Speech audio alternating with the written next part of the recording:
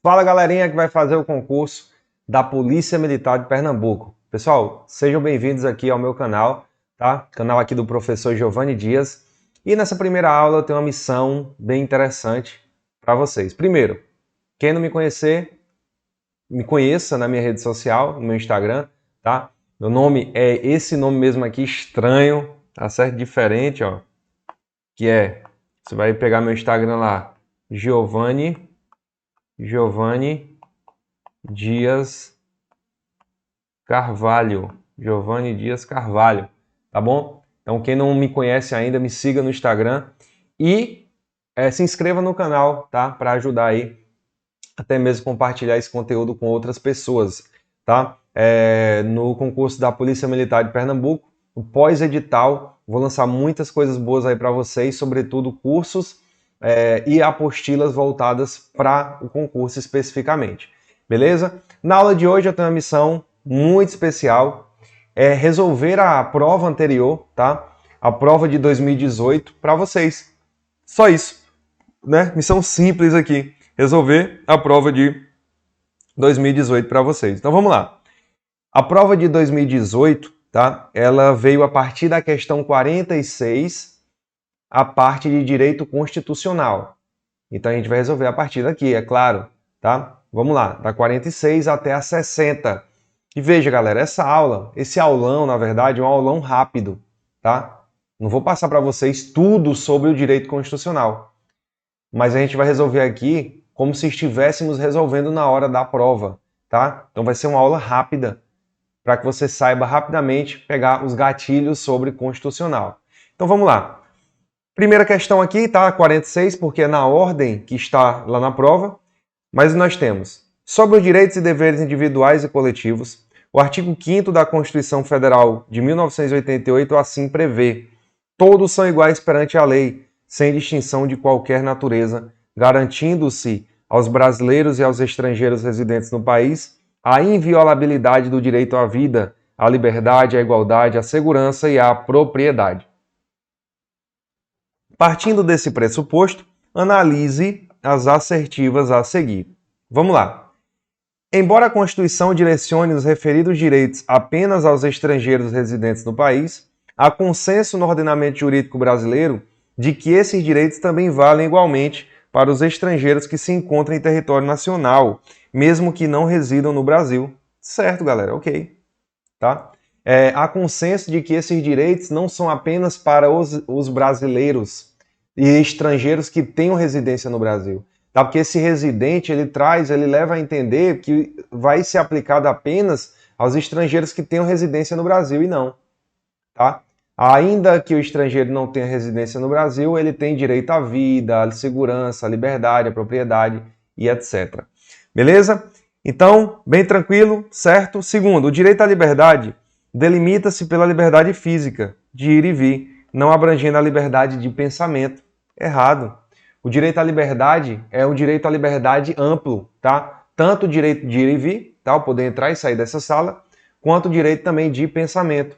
E aí a gente veda, quanto à questão da exposição do pensamento, a gente veda o quê, pessoal? A gente veda o anonimato, tá? Então todo mundo pode expor suas opiniões. Vedado o quê? Vedado o anonimato. Mas isso é outro tópico já da Constituição. Beleza. O princípio da igualdade não veda que determinada lei estabeleça tratamento diferenciado entre pessoas que guardem distinções de ordem econômica, social, étnica, dentre outras, desde que haja razoabilidade na medida. E aí, galera, certo ou errado? Tá certo. Porque nós temos dois tipos de igualdade: a igualdade material e a igualdade formal. A igualdade formal é a igualdade que está na Constituição Federal. Todos são iguais perante a lei, sem distinção de qualquer natureza. Então isso é a igualdade formal, que está lá.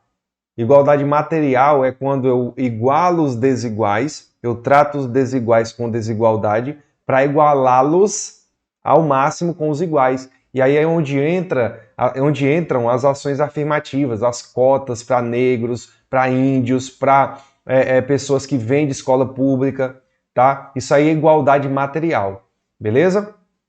Então vamos lá. Então aqui, galera, tá certo também. O sistema de cotas previsto nas seleções públicas é um exemplo da aplicação do princípio da igualdade formal, não é? É uma aplicação da igualdade material, tá bom? Então, gabarito, vamos aqui ver o que é que tá certo, ó. Só tá certo 1 e 3. 1 e 3, letra B, tá? Gabarito 1 e 3. Então, ó, gabarito letra B, tá certo? Eu vou deixar disponível para vocês também, tá? No link aqui abaixo, esse slide com todos os comentários sobre as questões, tá certo? Eu vou resolver as questões para vocês e posteriormente vocês olham no material o gabarito comentado, que ele é bem mais detalhado, tá certo? Vamos lá. Próxima questão. Então, o que é que nós temos aqui, ó? 47. Acerca do direito de inviolabilidade domiciliar, analise as proposições a seguir. Essa banca aqui gosta de matar na unha, né? Ela bota proposições, vários tópicos aí para você identificar o que é que está certo e o que é que está errado. Acaba que demora muito para resolver uma prova dessa. Então a gente tem que ser objetivo. Mesmo que exista uma determinação judicial válida para diligenciar dentro de um determinado domicílio, ela não poderá ser realizada durante a noite, mesmo com consentimento do morador. Errado, galera. Por quê? Porque com o consentimento do morador, pode. Com o consentimento do morador, você pode entrar, você pode até fazer uma festa e derrubar a casa, se o morador quiser deixar. Imagine uma diligência. Então, com o consentimento, pode. Agora, sem o consentimento do morador, só pode durante o dia, se for caso de determinação judicial. Se for desastre, flagrante delito e para prestar socorro, a qualquer hora pode também. Tá bom? Beleza? Então tá errado aqui. Em situação de flagrante delito, é possível ingressar numa residência durante a madrugada, dispensando-se o consentimento do morador, certo? Não configura violação do domicílio se um cidadão ingressar na moradia de uma pessoa para prestar socorro. Todavia, esse fato deve ocorrer durante o dia, errado. Não precisa ser durante o dia. Pode ser durante o dia ou à noite. Por quê? Para prestar socorro, flagrante delito e desastre não tem horário. Pode ser durante o dia ou durante a noite. Essa questão de ser durante o dia é só no caso do mandado judicial, tá bom? Beleza. Então nós temos o que certo? Por enquanto certo só a segunda, né?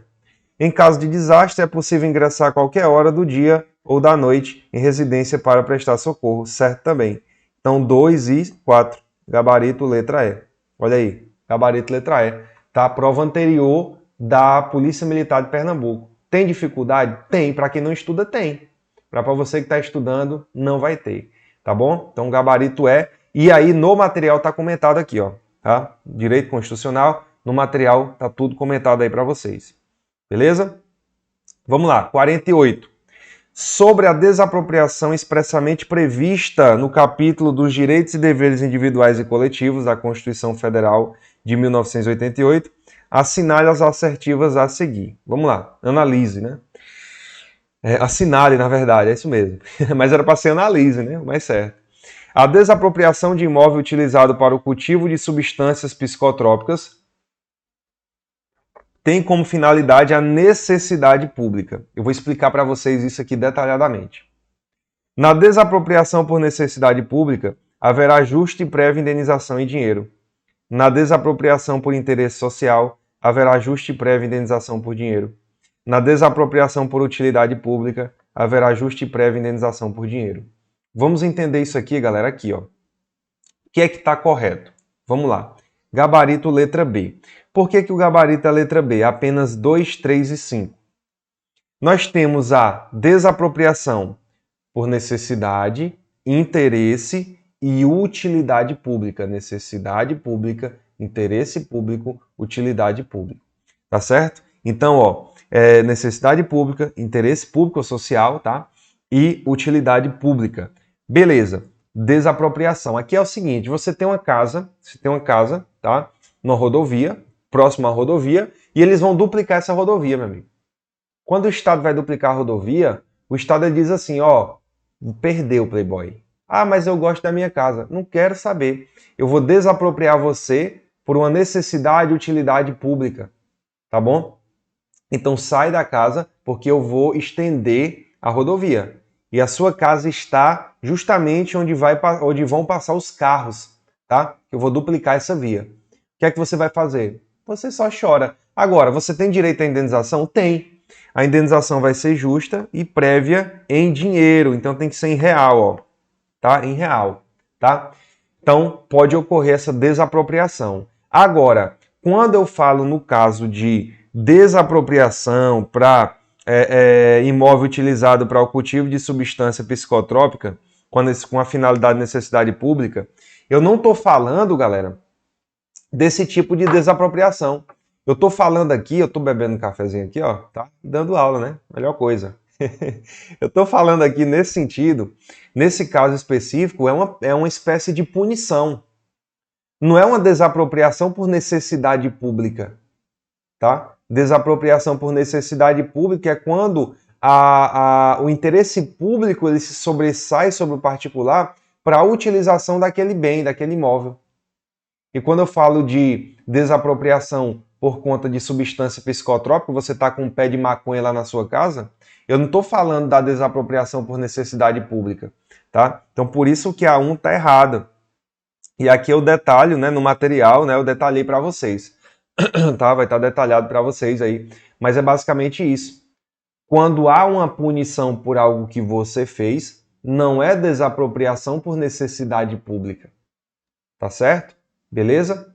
Porque não há necessidade daquela sua casa, daquela sua propriedade. Na verdade, você perdeu a propriedade por conta de uma substância ilícita que estava lá. Tá? Então, bem tranquilo, né?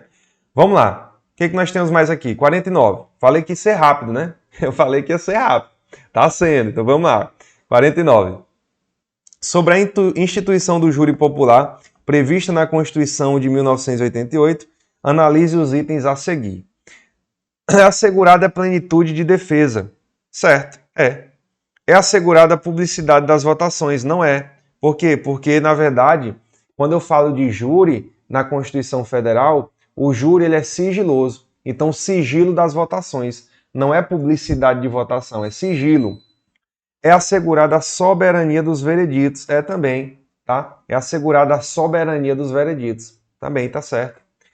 Então, o que o veredito decidir, está decidido. Se condenar, condenou. Se salvar, salvar. Se absolver, absolveu.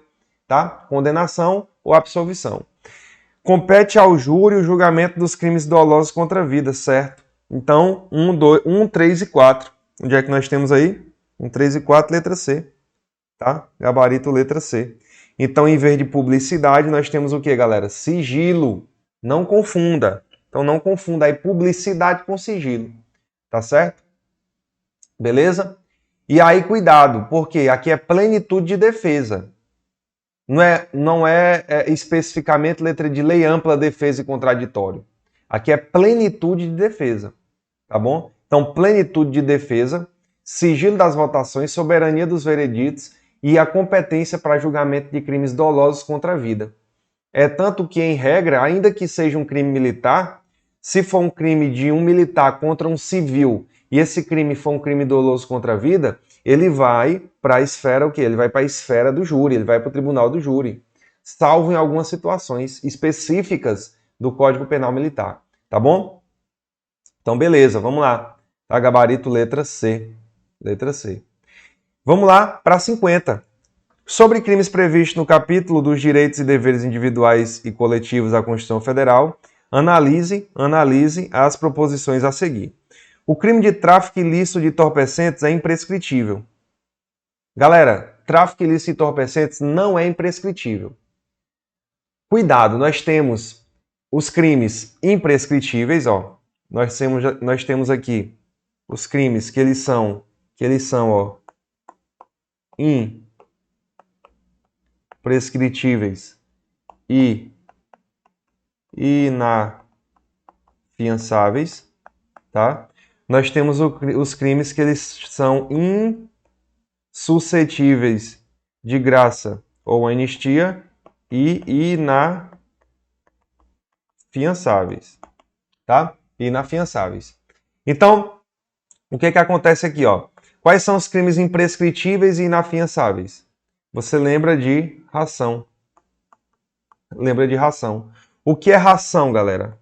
Ração é o crime de racismo e ação de grupos armados contra a ordem democrática, tá? Ação, vou só resumir aqui para vocês.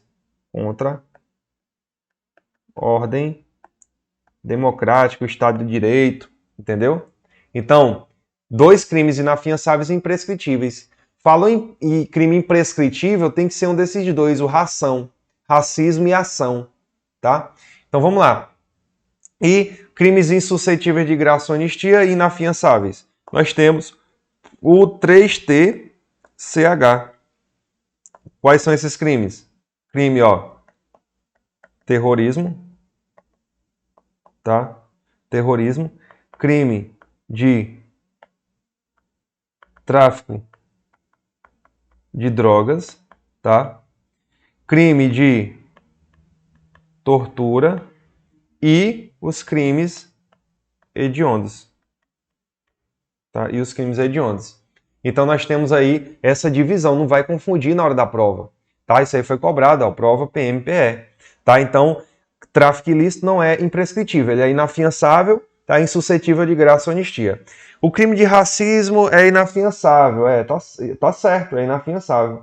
Então, o primeiro tá errado, o 2 tá certo. 3. A ação de grupos armados contra civis, né?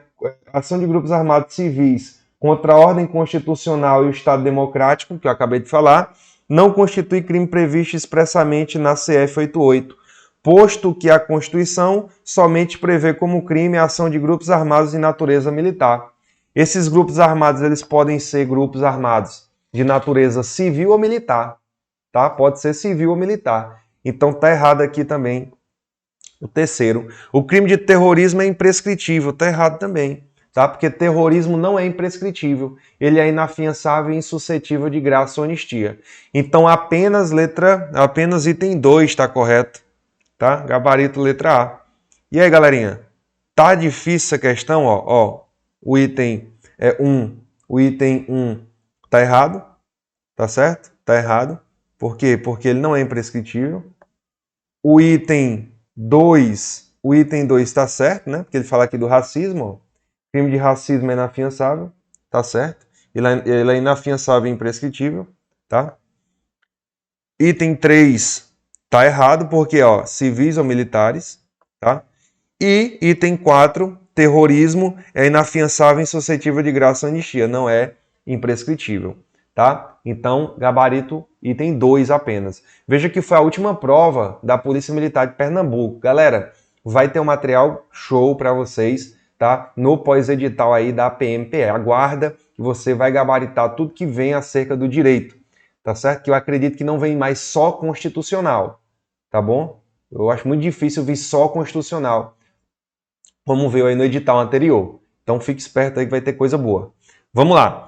Sobre os direitos sociais, são assegurados à categoria dos trabalhadores domésticos os seguintes direitos, exceto. Então, o que é que não é assegurado aí à categoria dos trabalhadores domésticos? Vamos lá. Irredutibilidade do salário, salvo disposto em convenção ou acordo coletivo. Duração de trabalho normal não superior a 8 horas diárias e 44 semanais. Licença paternidade. Adicional de remuneração para atividades penosas, insalubres ou perigosas. Redução dos riscos inerentes ao trabalho por meio de normas de saúde, higiene e segurança. E aí, galerinha? A, B, C ou D. Então, nós temos uma categoria que é a categoria dos domésticos, tá? Que eu não posso aplicar a regra geral. Eles têm direitos específicos, ainda que coincidentes, né, com os direitos dos trabalhadores de maneira geral, mas são situações específicas. Opa, já passei, né? Já viram, né? Gabarito letra D. Não há, tá certo? Assegurada essa categoria, o adicional de remuneração para atividades penosas, insalubres ou perigosas. Gabarito letra D, tá bom? Então, pega o bizu aí para você. Não se aplicam aos trabalhadores domésticos. PC e Jade. Não foi eu que fiz esse bizu. Eu peguei de outros alunos aí, sei lá. Tá? Encontrei esse bizu na net. Tá bom? Meu amigo, eu sou sincero. Quando eu crio, eu crio. Quando eu não crio, peguei na net. Mas vai servir para você, independente de quem seja o criador. Tá? Pega o bizu, PC e Jade. Então, 6P, né? piso salarial, não se aplicam aos trabalhadores domésticos. Piso salarial, participação nos lucros, proteção ao mercado da mulher, prescrição, tá? Quanto à questão do direito de ação, tá? Proteção em face à automação, inibição ou proibição de indistinção de trabalho manual, técnico e intelectual, jornada de 6 horas em turnos ininterruptos, não tem. Cuidado, que existe a jornada normal de trabalho, que é de 8 horas. Essa de 6 horas aqui não tem a previsão para os trabalhadores domésticos, tá certo? Conforme o ACF. Adicional penoso, insalubre, tá? E periculoso também não tem. E igualdade aí do avulso, né? Do avulso. Então, não há essas determinações aqui, não há essa equiparação quanto a esses pontos. PC e JAD. Beleza? Tranquilo? Então, vamos lá. 52. Sobre a associação profissional ou sindical prevista no capítulo dos direitos sociais da Constituição Federal de 88, assinale a alternativa incorreta. Vamos lá. É prevista exigência em registro, tá? De registro em órgão competente. Então, associação profissional ou sindical, galera, prevista no capítulo dos direitos sociais, que é o capítulo 6º. Que é o capítulo 6º da Constituição Federal. Vou ligar aqui. Capítulo 6º da Constituição Federal. E aí? Assinala a incorreta. É prevista a exigência de registro em órgão competente. O poder público não poderá interferir nem intervir na organização sindical. A base territorial de uma organização sindical não pode ser inferior à área de um município. O sindicato cabe à defesa dos direitos e interesses coletivos ou individuais da categoria, inclusive em questões judiciais ou administrativas. Exige-se autorização do Estado para a fundação de sindicato. E aí? Vocês já matam direto, bateu o olho, meu amigo. Galera, não há exigência de autorização do Estado para o funcionamento do sindicato. Então ele quer a incorreta, letra E. Gabarito, letra E.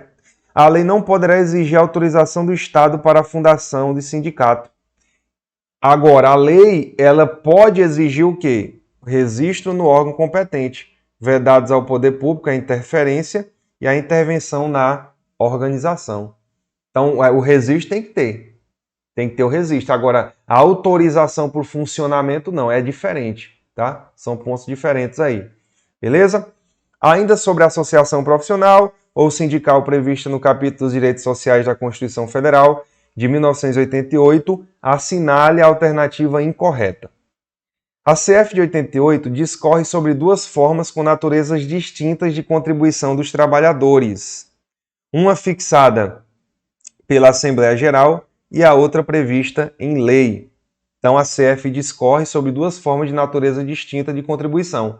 Uma por Assembleia Geral e a outra prevista em lei. Beleza, bora para frente. É obrigatória a participação dos sindicatos nas negociações coletivas de trabalho. É obrigatória a filiação em sindicato. O aposentado filiado tem direito a votar e ser votado nas organizações sindicais. Beleza. Dentre as garantias de estabilidade, o empregado sindicalizado que registrar sua candidatura a cargo da direção ou representação sindical não poderá ser dispensado, salvo se cometer falta grave. Vamos lá. Gabarito letra C, galera. Ninguém é obrigado a se filiar a sindicato. E aí, mais especificamente na linguagem constitucional, ninguém pode ser compelido a se filiar ou permanecer filiado a sindicato, tá? Então, gabarito letra C. Então, ó, ninguém será obrigado a filiar-se ou manter-se filiado a sindicato. Artigo 8º da Constituição Federal, tá? Inciso 5º, tá? Então, tranquilo, não dá para errar na hora da prova, pelo amor de Deus. Acerca do capítulo da Constituição Federal de 88, CF 88, que trata da nacionalidade, analise as assertivas a seguir. Não será brasileira nata a pessoa que nasce em território brasileiro, cujos pais estrangeiros estejam a serviço do respectivo país. Olha aí, galera. Vamos lá. Quando é que é considerado brasileiro nato, no que diz respeito aos pais? Vamos lá. Se, imagina que um casal vem da Inglaterra para o Brasil a serviço da Inglaterra e tem seu filho aqui, sua filha aqui no Brasil. Nesse caso, ela não será brasileira nata. Por quê? Porque seus pais estão a serviço do seu país de origem. Se os pais dela tivessem vindo da Inglaterra para o resort, diga-se de passagem, né? O Vila Galé, vou fazer a propaganda aqui. Resort excelente, excepcional. Tem outros também bons, né? Mas imagina que ele vai lá para o Vila Galé Cumbuco, lá em Calcaia, no Ceará, né? Olha que maravilha. Vamos puxar a sardinha para Pernambuco, né? Vamos puxar a sardinha. Vai lá para o Enotel, né? O Enotel. Então imagina. E eles estão lá no resort, e a mulher grávida tem lá a filha. No resort, no meio da piscina, né? Imagina lá, no meio da piscina a menina já sai nadando. Essa menina, ela é brasileira nata? É. Por quê? Porque os pais não estão a serviço do seu país, eles só vieram passear. Então ela é considerada brasileira nata, porque os pais não estão a serviço. Tá? Nasceu no resort, lugar, que é o melhor lugar para uma pessoa nascer. Tá bom? Beleza? Beleza? Então, galera, aqui, ó. Então, não será brasileira nata a pessoa que nasce em território brasileiro cujos pais estrangeiros estejam a serviço do país, tá certo? É possível registro de nascimento como brasileiro nato em repartição brasileira competente de indivíduo nascido em território estrangeiro, desde que pai ou mãe sejam brasileiros. É possível sim, tá? Esse registro aí em repartição brasileira competente. Um português com residência permanente no país não pode se tornar ministro do STF. Ministro do STF. Português com residência permanente no país não pode se tornar ministro do STF. Aqui a gente entra nos cargos privativos de brasileiro nato, tá? Então, esse português, ele pode se tornar ministro do STF? Não pode. Por que não pode? Porque ele não é brasileiro nato, é português, tá certo? E ministro do STF só brasileiro nato, tá certo também. Apenas a CF 88 poderá estabelecer distinção entre brasileiros natos e naturalizados, certo? Tá tudo certo, né? Então, gabarito letra A. Beleza? Ó, gabarito letra A. Professor, brasileiro nato, né? Cargos de brasileiro nato, tá? Quais são os cargos privativos? Quais são os cargos privativos de brasileiro nato? Quais são? Aí você lembra, galera, do MP3, né? MP3.com. MP3.com, olha aí. O que é o MP3.com? É simples, ó. MP3.com. Nós temos o quê? Nós temos aí o ministro Defesa, tá?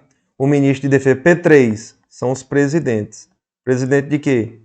Presidente da Câmara, tá? Presidente do Senado e presidente e vice-presidente do Brasil, da República, tá certo? Do Brasil, tá? E aí, beleza, MP3, que são 3P, tá? 3P, presidente da Câmara, Senado, presidente do Brasil, né? E vice. E ponto com, aí nós temos no com aqui, ó, carreira diplomática, deixa eu botar bem aqui. Carreira diplomática, tá? O O é oficial das Forças Armadas. E o M, galera, ministro, vou botar aqui embaixo. Ministro do STF, tá? STF. Beleza? Então, ó, temos aqui os cargos privativos de brasileiro nato. Lembra, mp3.com. MP, porque são 3P, .com, ponto não vale de nada, é só para ficar .com. O COM, carreira diplomática, oficial das Forças Armadas e ministro do STF. Lembra que para ser deputado ou senador não precisa ser brasileiro nato, mas para ser presidente da Câmara ou do Senado tem que ser. Tá bom? Vamos lá, tá demorando demais. Sobre a nacionalidade e sua previsão na Constituição Federal, de 1988, acerca dos requisitos para ser brasileiro naturalizado, analise as proposições a seguir. Para os originários de país de língua portuguesa, exige-se residência por um ano ininterrupto no Brasil e idoneidade moral. para os estrangeiros que não sejam originários de países com língua portuguesa, que optarem pela naturalização, exigem-se residência no Brasil há mais de 15 anos ininterruptos e sem condenação penal. A nacionalidade primária originária decorre de ato de vontade do indivíduo estrangeiro que busca a naturalização brasileira. Aí você já sabe que não é primária aqui, né? Que é secundária. Primária é nato, brasileiro nato. A CF de 88 não permite que uma pessoa tenha mais de 2 nacionalidades. Permite sim, tá? Fazendo um mix de tudo, tá? O que é que tá certo aqui, galera? Está correto o que se afirma apenas em... E aí? Qual o julgamento que vocês fazem acerca disso? A gente vai pegar aqui o gabarito, tá? E vamos entrar, tá? Vamos entrar especificamente no que está errado. Então, o item gabarito letra D, tá? Gabarito letra D. Então, só está certo o item 1 e 2. Aqui está a letra de lei. Mais as duas últimas que eu falei para vocês, que aqui a gente encontra como errado aqui. Aqui não é, não é naturalidade, né? Não é nacionalidade primária originária, aqui é secundária. Tá? Aqui nós estamos na nacionalidade, ó, secundária. Tá bom? Secundária. Beleza? E a CF permite sim. A CF permite que você tenha 2 nacionalidades. Só que isso é exceção, isso não é regra. A regra é que se você adquirir outra nacionalidade, você perde a nacionalidade brasileira. Salvo em algumas situações.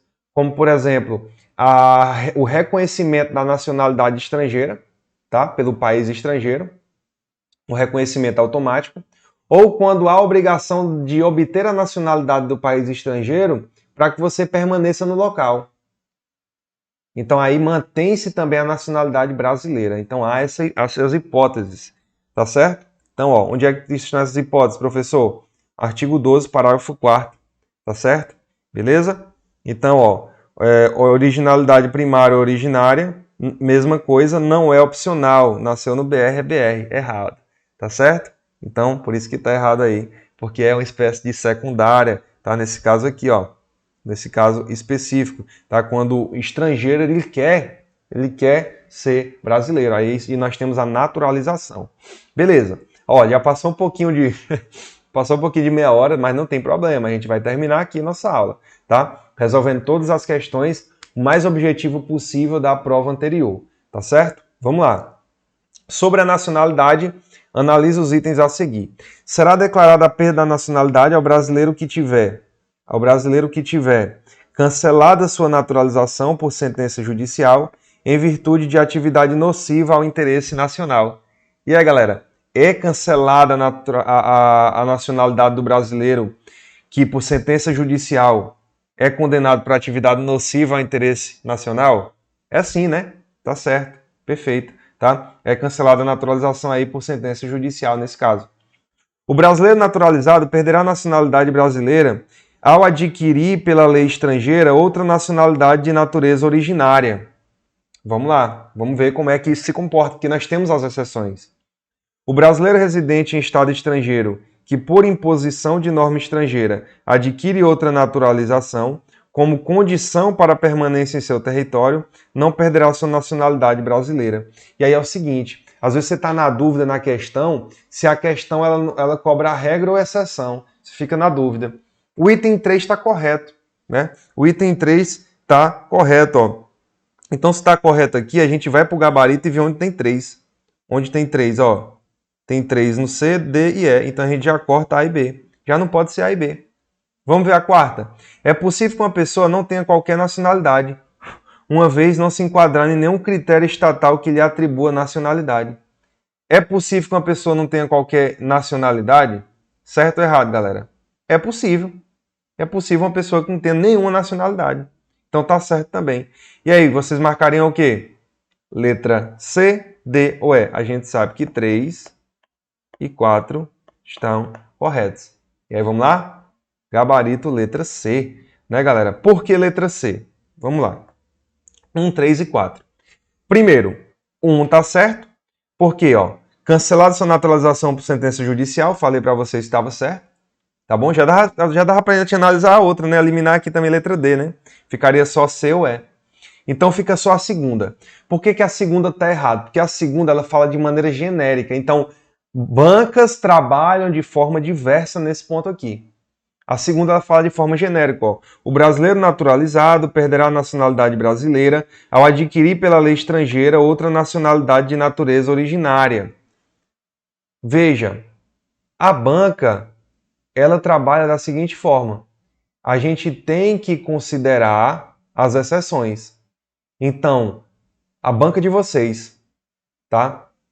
Quando trabalhar uma questão regra, de maneira direta, e falar de uma forma que traz aqui como se não houvesse exceção, tá? Como se fosse esse ponto final, a questão vai estar errada, vai estar incorreta, tá bom? Então, é uma questão que eu considero mal formulada, tá certo? Mal formulada, mas enfim, questão incorreta, é assim que a gente deve trabalhar nesse ponto, tá? Porque nós temos as situações em que não vai haver perca da nacionalidade, tá? Aquelas duas hipóteses que eu trouxe para vocês, por exemplo. Beleza, então gabarito letra C de concursado. Vamos para a 57, tá? Quase encerrando, tá? O direito ao sufrágio representa uma via de mão dupla, ou seja, a capacidade de votar e ser votado, certo? Tá? Direito ao sufrágio, votar e ser votado. Capacidade eleitoral ativa e passiva. Dentre as diferenças entre plebiscito e referendo, observa-se que no primeiro a consulta popular ocorre após a realização do ato legislativo ou administrativo. Galera, plebiscito e referendo, tá? No primeiro, a consulta ocorre após a realização do ato? Não. Plebiscito, primeiro a consulta, depois a realização do ato. Então, ocorre antes da realização do ato, tá? Então, errado aqui, tá bom? Então, ó, só para ilustrar, aqui, ó, plebiscito e referendo. Plebiscito, galera, antes da realização do ato. Esse ato pode ser administrativo ou judicial e referenda depois da realização do ato, tá bom? Então, gabarito, opa, a gente já está na segunda, errado. Vamos terceiro, a capacidade eleitoral passiva consiste no direito de ser votado. O cidadão que não completou a idade mínima para concorrer a determinado cargo público eletivo incorre em uma das hipóteses de inelegibilidade. E aí, certo ou errado? E a gente vai já falar das idades. E aí, ó, gabarito, vamos lá, letra B.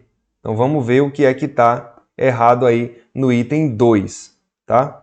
Vamos ver o que está errado no item 2. Tudo que a gente viu aqui, tá bom? Então gabarito, letra B, o restante aí está tudo correto.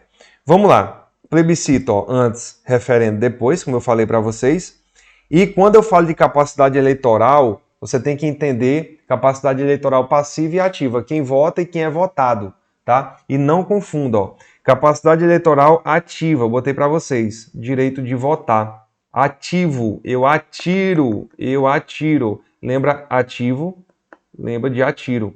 Eu atiro em quê? Eu atiro no candidato, tá? Eu atiro no candidato que eu quero votar. Eu disparo. Ativo, eu atiro, tá? Eu voto. Passivo, ser votado, eu sou votado, então eu recebo o voto. Eu também voto, mas eu recebo o voto, tá? Então, passivo recebe, ativo vota. Passivo recebe, ativo só vota. Passivo também tem a capacidade ativa, ele vota também, tá bom? Mas quando eu falo capacidade passiva, é a capacidade de ser votado. Então, ó, como traz aqui, tá? Na letra da lei. Consiste no direito de ser votado. Beleza. O cidadão que não completou a idade mínima a determinado cargo incorre em uma das hipóteses de inelegibilidade, certo? Por exemplo, galera, para você ser vereador, 18 anos. Para você ser prefeito, juiz de paz, deputado, 21 anos. Para você ser governador, por exemplo, 30 anos. Para você poder ser senador, para você ser presidente da República, 35 anos. Então nós temos idades que eu não tendo aquela idade, eu sou inelegível. Por exemplo, eu não tenho 30 anos, eu tenho 29 anos. Eu não posso me candidatar a governador, porque eu não tenho a idade para isso. Beleza? Então, são critérios também de inelegibilidade. Estamos encerrando. Sobre os militares e os direitos políticos, assinale as proposições a seguir. O militar pode ser alistável, todavia, durante o período do serviço militar obrigatório, os conscritos são inalistáveis. Galera, os conscritos são inalistáveis? São. Conscrito é aquele pessoal que entra no exército de cara, tá? Que muita gente chama soldados, V, ou tem um termozinho, né? São os conscritos. Durante aquele ano, que é um ano que você passa lá no meio militar, que é o serviço militar obrigatório. Isso aqui não é da PM nem do bombeiro, não. Isso é lá no exército, na marinha, na aeronáutica. Serviço militar obrigatório, tá? São os conscritos. Beleza? Então vamos lá. Tá certo. Tá certo. O militar alistável é elegível. Assim, se contar com menos de 10 anos de serviço, deverá afastar-se da atividade. Então, contou menos de 10 anos, afasta, tá certo.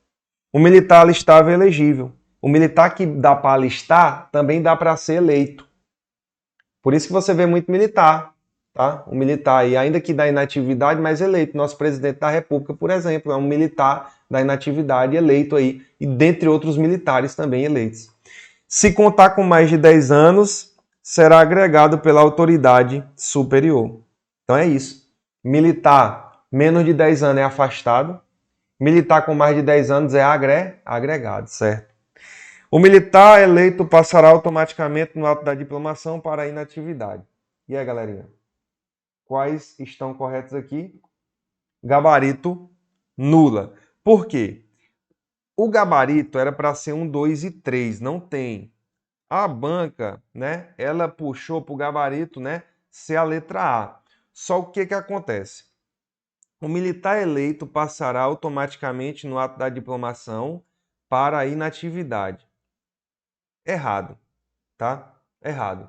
Porque aqui, que é que ele tá, o que é que nós temos? A determinação da Constituição Federal é sobre o seu afastamento.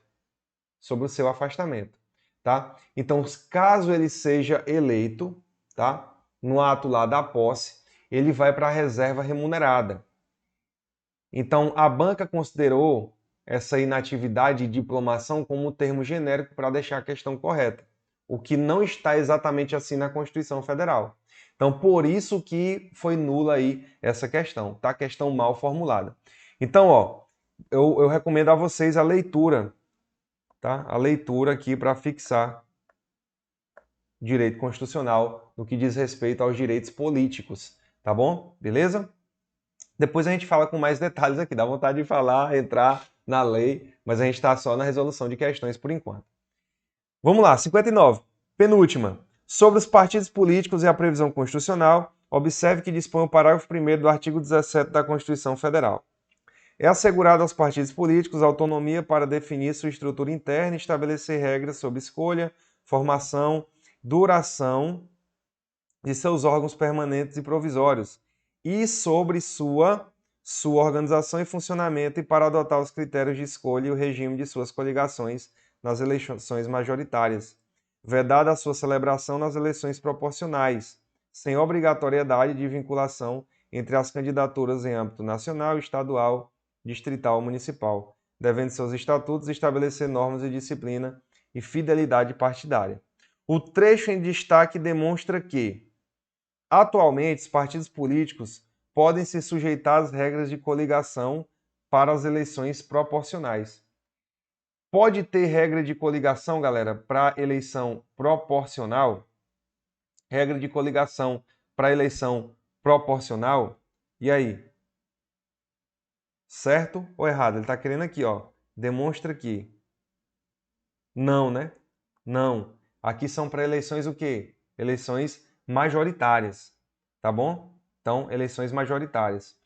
Qualquer coligação horizontal é vedada pela Constituição Federal. Errado. Nós podemos ter coligações horizontais. A gente vai entrar nesse tópico aí especificamente. Os partidos políticos não detêm liberdade de escolha para definir o regime de suas coligações. Tem sim. Tá? Eles têm essa liberdade de escolha. A depender, né, da questão aí das eleições. Uma coligação estadual deve se sujeitar à mesma coligação municipal em respeito ao princípio da simetria. Não, não precisa submeter. A Constituição permite que o partido político vincule-se a diferentes coligações no âmbito das eleições majoritárias, certo? Né? Gabarito aí, galerinha. Gabarito, letra E. Tá bom? Agora vamos entender aqui, ó. É livre a criação, fusão, incorporação e extinção de partidos políticos, resguardada a soberania nacional, regime democrático, etc. Vamos lá. Caráter nacional, proibição de recebimento de recursos financeiros e etc. O que é que eu quero falar para vocês? Aqui, ó. É assegurado aos partidos políticos autonomia para definir sua estrutura interna e estabelecer regras sobre escolha, formação e duração de seus órgãos permanentes e provisórios, tá? E sobre sua organização e funcionamento, para adotar os critérios de escolha e regime de suas coligações nas eleições majoritárias. Eleição majoritária é aquela eleição de presidente, tá? Eleição de governador, de prefeito, em que eu tenho quem recebe mais voto ganha. Eleição majoritária, tá? Então, veja que não é proporcional, é majoritária. Quem recebe mais votos ganha. Proporcional, por exemplo, as eleições, a eleição de deputado, vereador, que é uma eleição em que não é quem recebe mais voto ganha, vai depender da coligação, tá? Então o voto vai para o partido. Então, às vezes, o Tiririca foi eleito e leva outros candidatos com ele também, tá? Então, eleições proporcionais. Então, vedada a celebração, ó, nas proporcionais, tá bom? Então, a gente vai fazer outra aula depois só falando especificamente disso, para não alongar demais. Mas essa é a diferença entre majoritária e proporcional, tá certo? O gabarito letra E, tá? É de estou pronto para passar, beleza? Por último, ainda sobre os partidos políticos, assinala a assertiva a seguir. O partido político deve respeitar o caráter nacional, certo? A primeira etapa para a criação do partido político consiste no registro do estatuto no Tribunal Superior Eleitoral. A segunda etapa para a criação do partido político consiste em adquirir a personalidade jurídica na forma da lei civil. Ele inverteu, tá? Na verdade, a segunda etapa é essa e a primeira é aquela. Ele inverteu. Então, errado, errado. É vedada a utilização pelos partidos políticos de organização paramilitar, certo? Então, ó, certo 1 e 4, gabarito, letra D, tá? Ele inverteu, ó. A primeira etapa para a criação do partido político consiste no registro do seu estatuto no Tribunal Superior Eleitoral, tá? Então, ele diz aqui, né, ele fala isso, tá? Que a primeira etapa aí tá errada. A primeira etapa é adquirir a personalidade jurídica na forma da lei civil. Então, qual é a primeira e a segunda etapa? Só para a gente botar aqui, ó. Primeira, tá? Etapa. Primeira etapa, adquirir, ó, personalidade jurídica, tá? Segunda etapa.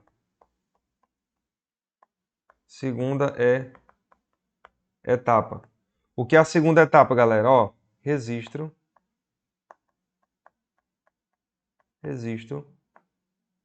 no estatuto. Tá bom? Então, primeiro, você nasce, adquire personalidade jurídica, depois você é registrado. Tá? Então, é igual uma pessoa natural. Então, você primeiro resiste e depois nasce? Não, né? Então, primeiro você cria personalidade jurídica e depois registra. Beleza? Então, essa é a ordem correta. Tá? Então, belezinha? Show de bola? Terminamos aqui nossa aula, quase uma hora de aula, mas eu tenho certeza que você, na hora da prova da Polícia Militar de Pernambuco, o que vier de constitucional você vai conseguir gabaritar. Não só com essa aula, claro, mas com as próximas aulas que virão, tá bom? E projetos que eu tenho também de aulas privadas, vocês vão gostar, os materiais que eu vou lançar para o concurso da PM Pernambuco. Compartilhe esse vídeo com seus amigos, me marque aí nas redes sociais, tá certo? Me sigam, se inscrevam nesse canal, compartilhem com seus amigos que vão fazer, tá? Que cada vez mais eu vou trazer conteúdos gratuitos para vocês aqui no canal do professor Giovanni Dias. Tamo junto, galera. É isso. Até a próxima. Valeu!